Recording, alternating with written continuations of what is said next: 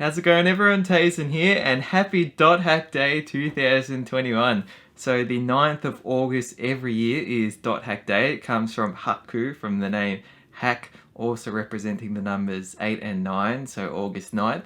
And what an awesome year this could be for Dot Hack, because it was also recently revealed that Dot Hack G Last Recode has been given an ESRB teen rating for the Nintendo Switch. So this has come from Bandai Namco, and hopefully this does suggest, possibly with quite certainty, that Dot Hack G Last Recode is coming to Nintendo Switch. We've seen this with many games in the past, and even from Bandai Namco with their ESRB rating for Ni no Kuni 2 on the Switch coming out not long before that the game was officially announced for Nintendo Switch.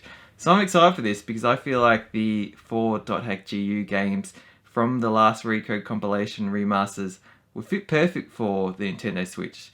One, because RPGs, games that can be quite long in hours and may have some sort of grindy element in terms of if you're going off to get some items and stuff. It's always good if you could just be able to turn that on and off, especially take that with you. But also I've found that remasters of PS2 games translate really well to the Switch comparatively to how they appear and play on the other home consoles like the PS4 and so on. I've seen a couple of PS3 remasters also seem to do quite well on the Switch compared to the PS4 version and so on, but I've always felt like this would be perfect for Dot Hack, and especially if it can increase the number of people being able to get exposed to the series, and even just improving the sales numbers an extra bit more since the PS4 sales numbers and the PC sales numbers, to hopefully give even more incentive for Bandai Namco to possibly be able to greenlight something more with the Dot Hack series in the future. I mean, you never know, but regardless, I mean, the fact that we even got Dot Hack G Last Recode was already something unbelievable to me and many people. So just to have that by itself, even on the PS4 and PC, was incredible. And to get that on the Switch, if it does end up coming, even more amazing. So we'll see how that goes, and we'll see whether, what the file size of the GU Last Recode would be on the Switch, whether it would be something that would fit within a 32GB cartridge, or whether it would be shrunk down to fit within a 16GB cartridge, because I believe the PS4 version was maybe 36 gigabytes or something, I'm not sure. So then obviously with the Switch conversion and so on, where would that lie? Would it be somewhere between 16 and 32, or somewhere below the 16? Regardless, super exciting. Just at the reveal of an ESRB rate, even just at the reveal of an ESRB rating. There, can't get my words right. I'm so excited.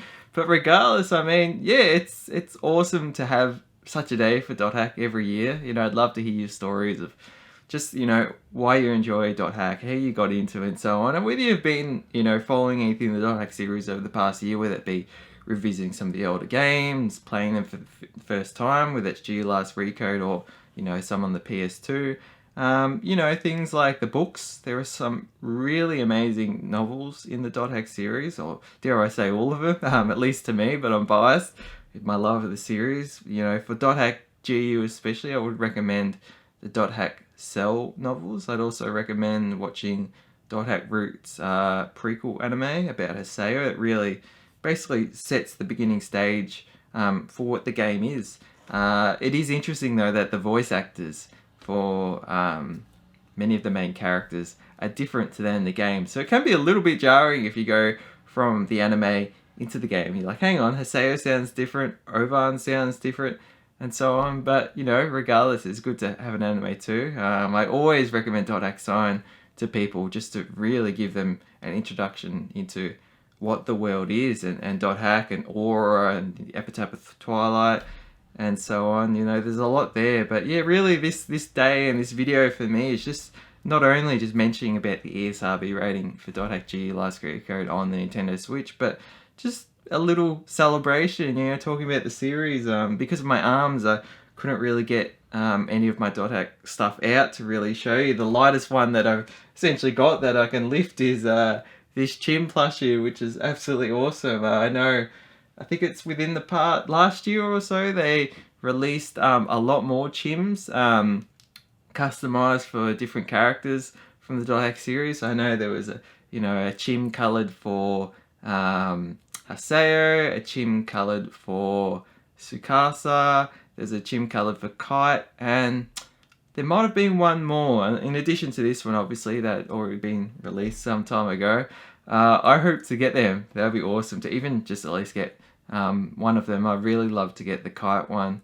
But yeah, I'll leave that all for today. I hope you all have an awesome .hack day and get to enjoy the series however you are able to. You know, I've always hoped, and I still hope, that one day we could see the return of the original .hack quadrilogy in some form. I've always said, you know, even if it were to just bring them out as PlayStation 2 classics on the PS4, just to make them accessible, and people may not expect too much of them, because it would essentially be more of like just an upscaled port as opposed to any remaster, where even though remasters can make those 4 games look much better, the actual gameplay and the way that the story is told might not fit as well with players today, at least particularly newer players, compared to .hack GU, which was much more modern in terms of even just the choreography of the cutscenes and how everything played out.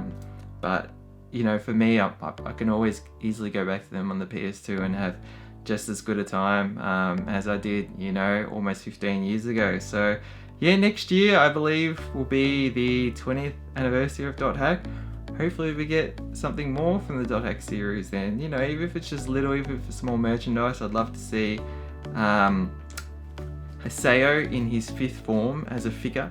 We got his 3rd form figure for the 15th anniversary, and then we got a white coloured one representing Skaith, sort of being visualised as the Haseo avatar in one of the games.